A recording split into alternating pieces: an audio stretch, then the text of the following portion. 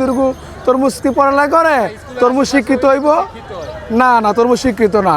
আর যারা বলে শিক্ষিত খাসি, যে বলছে সে শিক্ষিত না। কেন বলবো শিক্ষিত খাসি?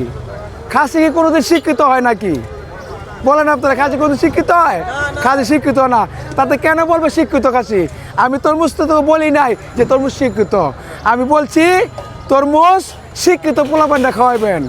শিক্ষিত পোলাপাইন আছেন আপনাদের, শিক্ষিত পোলাপাইন, শিক্ষিত পোলাপাইনটা খাওয়াইবেন। মাথার ব্রেন ভালো থাকবো, পড়ালেখা করবো, মূর্তি মিশে ডাক্তার হইব। এই জন্য তরমুজ শিক্ষিত না, শিক্ষিত পোলাপাইনটা খাওয়াবেন। আর ওই যে কি জানি নাম, এই যে চকবাজার মিজান ভাইকে দাওয়াত করছে, বলে শিক্ষিত খাসি। অসম্ভব, খাসি কোনোদিন শিক্ষিত হয় নাকি? খাসির কানে কানে যদি বলেন ক খ গ গ উম্ম, খাসি বলবে বে বে বে। খাসি কোনোদিন শিক্ষিত হয় নাকি?